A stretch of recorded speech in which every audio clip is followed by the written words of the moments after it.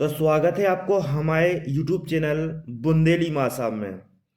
तो अब भाई देखो, फरवरी में होवे वाले हैं एसएससी जीडी के पेपर, और मार्च अप्रैल में हो जाए हैं आरपीएफ कांस्टेबल के पेपर, और ग्रुप डी के तो भाई फार्म भरे जाने हैं।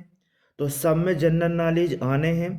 तो रोज को हम करवा हैं टॉप के 20 प्रश्न करवा हैं, और जो पेपर में बिल्कुल नंबर दवा के ही जे हैं। तो ज़्यादा समय अब नहीं ले रहे हम। ठीक है, वीडियो अच्छा लगे तो लाइक ज़रूर करने, कैसे मोटिवेशन मिला थे हमारे लाने, तो हम और अच्छे अच्छे वीडियो बना है। तो अपन शुरू कर रहे हैं आज के सवाल। तो क्या है अपना सवाल आज को? पहला सवाल है, खासी और गारो किस प्रदेश के अधिकतर भाग में बोली जाती हैं? तो ये दो भाषाएं हैं, एक खासी और एक गारो। पहाड़ियों के नाम भी हैं, एक पहाड़ी को नाम है खासी और एक पहाड़ी को नाम है गारो। ये दो ही पहाड़ी पाई जाती हैं जहाँ जो राज्य में पाई जाते हैं, उतई पे जब भाषा बोली जाते हैं। तो ऑप्शन है मध्य प्रदेश, नागालैंड, मेघालय और त्रिपुरा। तो इस सवाल को सही आंसर हुई अपनों का मेघालय। तो ये दो ही पहाड़ी भी हैं, खासी और गारो, मेघालय में हैं। तो तई जी भाषाएं बोली जे हैं खासी और गारो। तो इस सवाल को आंसर होगा अपनो मेघालय। अगलो सवाल अपनो, तो अगलो सवाल है, उत्तरांचल को नाम बदल के उत्तराखंड कब कर दोगे? तो उत्तरांचल को नाम बदल के उत्तराखंड कब कर दोगे? तो 2002, 2007, 2004 या फिर 2009। तो इस सवाल को सही आंसर हो जाए अपना 2007। 2007 में उत्तरांचल को नाम बदल के का कर दोगे? तो उत्तराखंड। और एक बात और बताए दे रहे, तो उत्तराखंड जब नव राज्य बनो तो जब उनको नाम उत्तरांचल हतो, तो कौन से राज्य से अलग होके जो राज्य बनो? तो उत्तर प्रदेश, यूपी से अलग होके उत्तरांचल नव राज्य बनो तो, और उत्तरांचल को नाम उत्तराखंड 2007 में कर दोगे। तो अगलो सवाल चलें। अगलो सवाल है, भारत में सबसे पहले राष्ट्रीय ध्वज किस स्थान पर फहराया गया था? सबसे पहले अपना जो राष्ट्रीय ध्वज है तिरंगा कौन सी जगह पे फहरा हुआ? तो भारत में सबसे पहले लखनऊ, नागपुर, कोलकाता और दिल्ली। चार ऑप्शन हैं, ई को सही आंसर हो जाए है कोलकाता। तो सबसे पहले तिरंगा कहाँ फहरा हुआ? तो भारत में कोलकाता में फहरा हुआ। तो फिर चले अगले सवाल की तरफ। तो अगलो सवाल है हमारा, राष्ट्रपति बनने की न्यूनतम आयु होती है? अगर राष्ट्रपति बनने हैं तो कम से कम कितनी आयु बहुत चाहिए? बहुत खतरनाक क्वेश्चन है, इतनी बार रिपीट होते हैं कि नहीं सकते हैं के लाने। तो फिर से यहाँ है जो, तो बताने हैं राष्ट्रपति बनने की न्यूनतम उम्र कब हो चाहिए? 25 वर्ष, 30 वर्ष, 35 वर्ष या फिर 21 वर्ष? देखो सही आंसर है, राष्ट्रपति बनने के लाने पहले 35 साल के हो जा फिर राष्ट्रपति बन जाओ। तो राष्ट्रपति बनने के लाने कितनी उम्र जरूरी है? कम से कम 35 वर्ष की उम्र जरूरी है। चलो अगलो सवाल, बूलर झील कहाँ है? झीलों से क्वेश्चन बनाते हैं, तो अगलो क्वेश्चन अपना झीलों से है। तो बूलर झील कहाँ है? जम्मू कश्मीर, राजस्थान, गुजरात या फिर उत्तर प्रदेश? तो इस सवाल को सही आंसर है अपनो जम्मू कश्मीर। कहाँ है बूलर झील? जम्मू कश्मीर में है बूलर झील। ठीक है, तो गुजरात की सुदर्शन झील याद रखने और राजस्थान की सांबर झील याद रखने, बहुत पेपर में पूछी जाते हैं ये। तो गुजरात में कौन सी झील है? सुदर्शन झील गुजरात में है सुदर्शन झील। और राजस्थान में कौन सी झील है? सांभर झील। तो सांभर झील राजस्थान में और सुदर्शन झील गुजरात में, और वूलर झील कहाँ हो गई? जम्मू कश्मीर में। अगलो सवाल, किसान दिवस कब मनाया जाता है? तो बताने किसान दिवस कब मनाओ जाते हैं? 23 दिसंबर, 5 जनवरी, 15 जून, 4 जुलाई। इसको सही आंसर है 23 दिसंबर। 23 दिसंबर को मनाओ जाता का किसान दिवस। किसान हो तो पता बहुत चाहिए, कैसे अपनो बुंदेलखंड आदि से ज्यादा किसान हैं। क्वेश्चन पूछो जाते हैं किसान दिवस कब मनाओ जाते हैं। तो किसान दिवस हर साल 23 दिसंबर को मनाते हैं। अगला सवाल त्योहार से है। ओणम त्योहार जो है किस राज्य का प्रमुख त्योहार है? ओणम किस राज्य का प्रसिद्ध त्योहार है? ऑप्शन है केरल, गुजरात, राजस्थान, उत्तर प्रदेश। ओणम अभी मनाओ गौ है 14-15 जनवरी अपनी तो संक्रांत के थे और एक जगह ओणम के थे, तो वह जगह बताना, वो राज्य बताने हैं कौन सा वो राज्य जहां जो त्योहार मनाओ गौ। तो इको सही आंसर है अपनो केरल। ठीक है, केरल में ओणम मनाया जाता है। ठीक है, केरल में कौन सा त्योहार मनाया जाता है? ओणम। तो इस सवाल को सही आंसर होगा केरल। चले अगले सवाल की तरफ। तो अगला सवाल, साइमन कमीशन का भारत आगमन किस वर्ष हुआ? मतलब एक कमीशन बना होगा तो आयोग बना होगा तो बनाओ कहूंगा तो कब बना होगा तो और आओ कब है तो भारत जो बताना है। भारत आगमन किस वर्ष हुआ था ये बताना है अपन को। 1931 में, 1912 में, 1928 में या फिर 1917 में? तो ये सही आंसर है 1928। भारत कब आओ तो जो बताना है, तो 1928 में। अगर तुमसे पूछे कि साइमन कमीशन बनाओ कब गो तो बता दियो 1927 में जो बनाओगा तो। और कहाँ बनाओगा तो इंग्लैंड में बनाओगा तो। कहाँ बनाओगा तो इंग्लैंड में बनाओगा तो। और 1927 में बनाओगा तो भारत कब आओ लेकिन, तो 1928। जो एक नंबर कटवा भी देते हैं और दुआ भी देते हैं। कैसे सवाल अगर पढ़ो अच्छे से तो समझ में आए पूछी का है। अगर गठन पूछे तो 1927 बताने हैं और भारत कब आओ तो 1928 बताने हैं। चलो अगला सवाल है, विज्ञान को सवाल आ गो भूल। तो चट्टानों का अध्ययन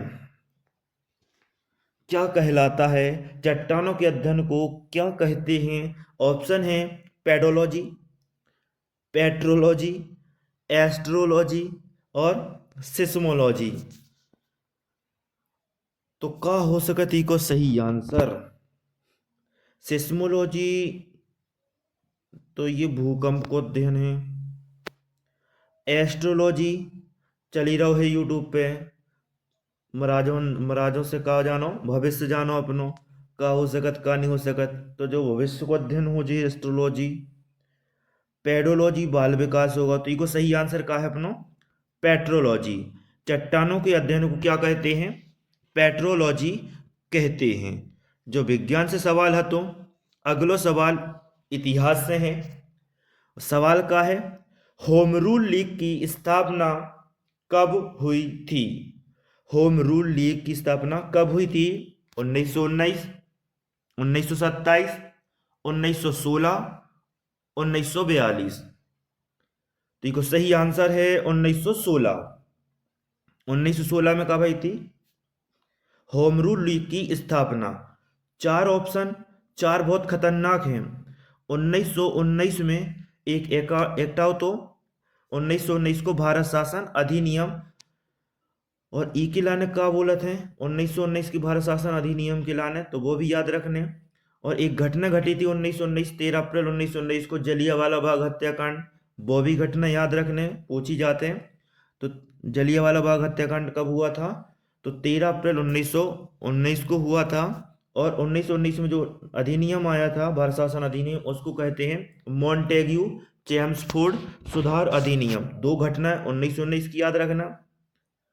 1927 में भी बताया पिछले सवाल में हमने कि किसका गठन हुआ था? साइमन कमीशन का इंग्लैंड में गठन हुआ था। 1928 में भारत आया। और 1942 भारत छोड़ो आंदोलन।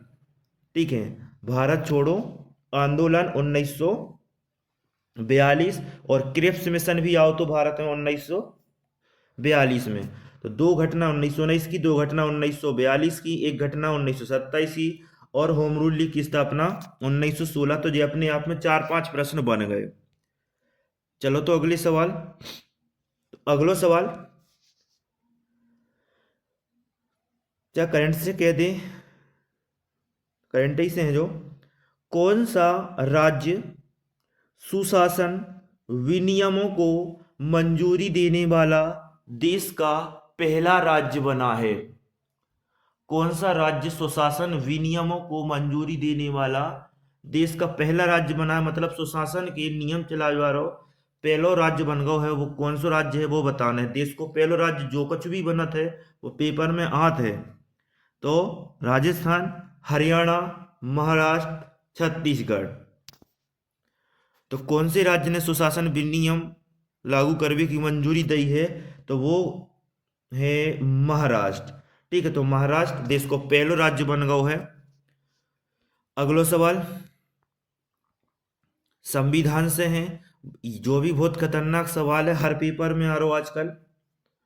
तो भारत के संविधान का कौन सा भाग मौलिक कर्तव्यों को दर्शाता है? तो बता दें, संविधान में कुल 22 भाग हैं। कितने भाग हैं? 22 भाग हैं। और उन 22 भागों में से कौन सो भाग है जो उनमें मौलिक कर्तव्य रखे गए हैं? भाग 10, एक्स मतलब 10, तो भाग 10, भाग 12, भाग 9 का बी और भाग 4 का ए। चार ऑप्शन है, का हुई को सही आंसर? देखो सही आंसर है भाग 4 का ए। भाग 4 ए अंग्रेजी में कहो तो पार्ट 4 ए। ई में रखे गए हैं अपने मौलिक कर्तव्य। और बता दें मौलिक कर्तव्यों की वर्तमान में संख्या कितनी है? तो 11 मौलिक कर्तव्य हैं। और जब संविधान बनो तो एक ही मौलिक कर्तव्य ने हतो 0 हते, एक भी मौलिक कर्तव्य ने तो क्वेश्चन घुमा के पूछत है, बहुत अच्छे से याद रखने। अगर पूछे कि मूल संविधान में मौलिक कर्तव्यों की संख्या कितनी हती, तो क्या बताने? 0, एक भी नहीं हती। बाद में 10 जोड़े गए और 10 के बाद एक और जोड़ोगा हो, तो कितने हो गए वर्तमान में? अब टोटल 11। ठीक है, 10 कब जोड़े गए जी बताना है तुम्हें। कौन सा संविधान संशोधन तो और कब भाव तो कमेंट बॉक्स में बता के जाना है। चलो जब तक चल रहा है अगले सवाल की तरफ। और अगलो सवाल है मौलिक कर्तव्य भारत के संविधान में भारत के कौन से प्रधानमंत्री के नेतृत्व में जोड़े गए? मतलब जब ये जोड़े गए थे मौलिक कर्तव्य, तब भारत को प्रधानमंत्री को हतो नरसिम्हा राव साहब हते, कि चौधरी चरण सिंह हते, कि इंदिरा गांधी हती, कि नरेंद्र मोदी हते। तो नरेंद्र मोदी के समय में तो नहीं जोड़े गए, नरेंद्र मोदी अभी वर्तमान में है। तो अब बचे 3 ऑप्शन, नरसिम्हा राव, चरण सिंह और इंदिरा गांधी। तो ये मौलिक कर्तव्य हैं संविधान में, मौलिक कर्तव्य जे जोड़े गए थे 42वें संविधान संशोधन के द्वारा। 42वें नंबर को संविधान संशोधन है तो 1976 में भव तो, और जोड़े गए थे 10 मौलिक कर्तव्य। कितने? 10 मौलिक कर्तव्य जोड़े गए थे। तो 1976 में प्रधानमंत्री हती इंदिरा गांधी। तो इस सवाल को सही आंसर का बना है अपनो इंदिरा गांधी। 1976 में प्रधानमंत्री हती, तो इंदिरा गांधी की सरकार में 42वां संविधान संशोधन भाव और 10 मौलिक कर्तव्य जोड़े गए। सरदार स्वर्ण सिंह समिति ने सिफारिश करी थी और रूस के संविधान से जो मौलिक कर्तव्य लाए गए हैं। कौन से देश से संविधान से लाए गए मौलिक कर्तव्य? तो रूस के संविधान से अपने भारत में मौलिक कर्तव्य लाए गए हैं। 10 लाए गए हैं, बाद में एक और बढ़ा होगा तो। ठीक है, अगलो सवाल हम तो राष्ट्रपति किसके परामर्श से संसद के सभी सत्र आयोजित और स्थगित करता है? आयोजित मतलब बुलाऊ थे, स्थगित मतलब उन्हों भगाऊ थे। तो शुरुआत भी राष्ट्रपति करत है, खत्म भी राष्ट्रपति करत है। लेकिन कौन की केवी पे जो सब काम करत हैं जो ही बताने हैं। ऑप्शन है अध्यक्ष, प्रधानमंत्री, मंत्रिपरिषद, या फिर प्रधानमंत्री और लोकसभा में विरोधी पक्ष के नेता से पूछ के। देखो सही आंसर है प्रधानमंत्री। ठीक है, राष्ट्रपति प्रधानमंत्री की परामर्श पे ही संसद के सत्र बुलाऊ थे और उन्हीं के लाना भगात है। तो आयोजित भी करत है और स्थगित भी करत है।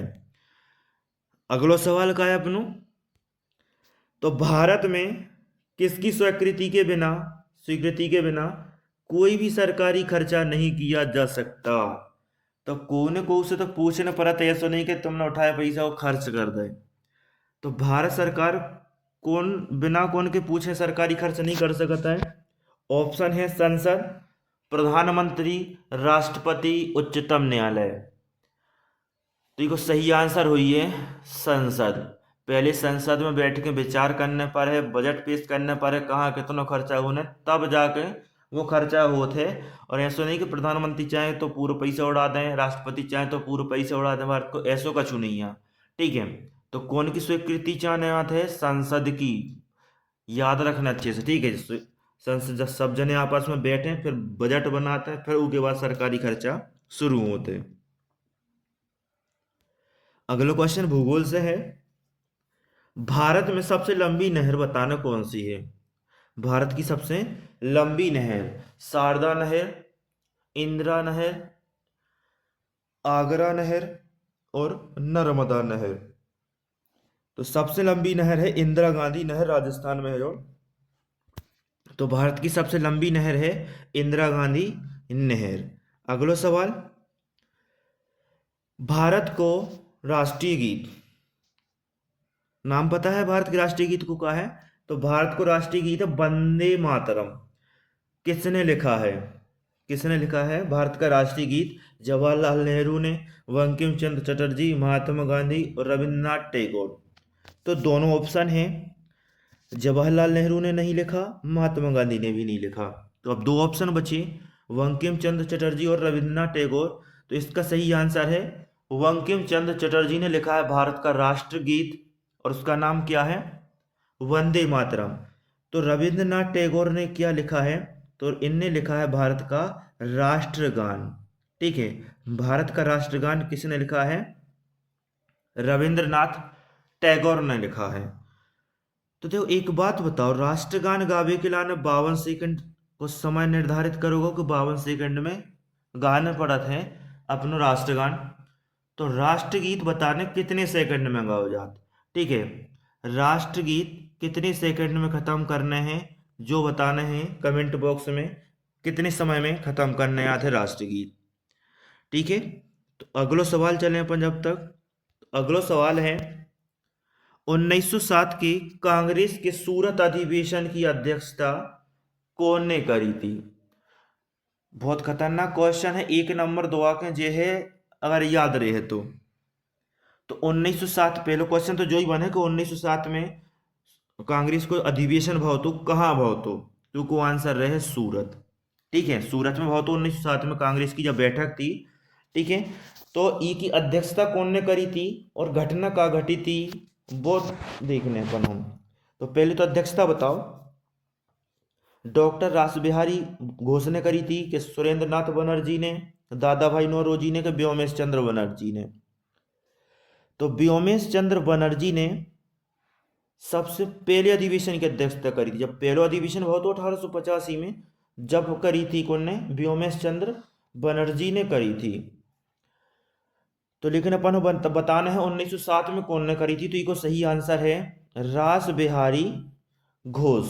तो रास बिहारी घोष ने 1907 के सूरत अधिवेशन की अध्यक्षता करी थी। और जब सूरत अधिवेशन भव तो इस समय कांग्रेस दो भागों में बट गई थी, एक गरम दल और एक नरम दल। तो कांग्रेस को विभाजन पूछा थे, कौन से अधिवेशन में कांग्रेस को विभाजन भव तो सूरत अधिवेशन में। कब भव तो 1907 में भव तो।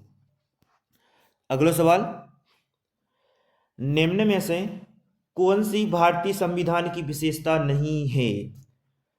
संविधान की विशेषता नहीं है सरकार का संसदीय रूप, न्यायपालिका की स्वतंत्रता, ये तो संविधान की विशेषता है, सरकार का अध्यक्षात्मक रूप और संघीय सरकार। तो संघीय सरकार मतलब केंद्र सरकार, ये तो है संविधान की विशेषता।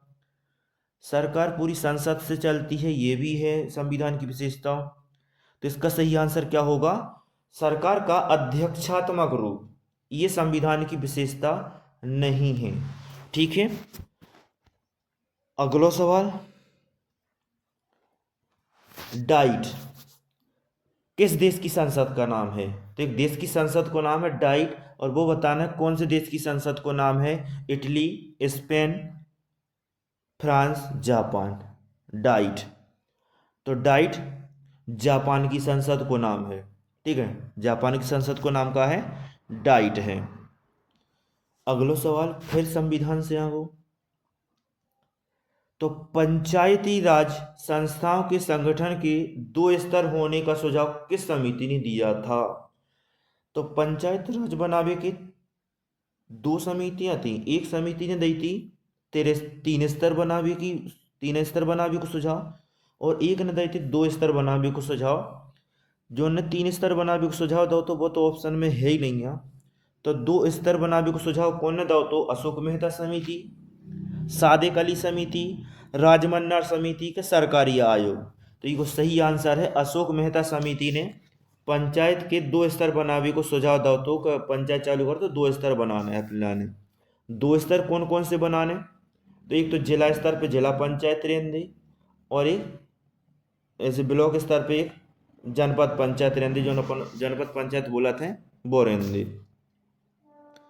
अगला सवाल, सत्य के प्रयोग, सत्य के प्रयोग पुस्तक किसके जीवन पर आधारित है? मोहनदास करमचंद गांधी, सुभाष चंद्र बोस, जवाहरलाल नेहरू, लाला लाजपत राय। तो इस सवाल को सही आंसर है, और किताब बहुत खतरनाक है, पूछी जाते पेपर में। तो मोहनदास करमचंद गांधी मतलब बापूजी, अपने महात्मा गांधी की जीवनी पर आधारित है मेरे सत्य के प्रयोग। और अगला सवाल, प्रस्तावना को संविधान की मूल आत्मा की संज्ञा किसने दी? देखो अबे तो क्वेश्चन आ तो कि संविधान की आत्मा किसे कहते हैं। ठीक है, कौन किला काय किला ने बोला था संविधान की आत्मा? तो प्रस्तावना संविधान की आत्मा के थे, कई कौन ने है जा। ठीक है, बोली किसने है कि प्रस्तावना संविधान की आत्मा है? तो ये कहा है न्यायमूर्ति हिदायतुल्लाह जी ने। ठीक है, ये पहले वो थे मुख्य न्यायाधीश थे भारत के। तो न्यायमूर्ति हिदायतुल्लाह ने प्रस्तावना को संविधान की मूल आत्मा की संज्ञा दी है।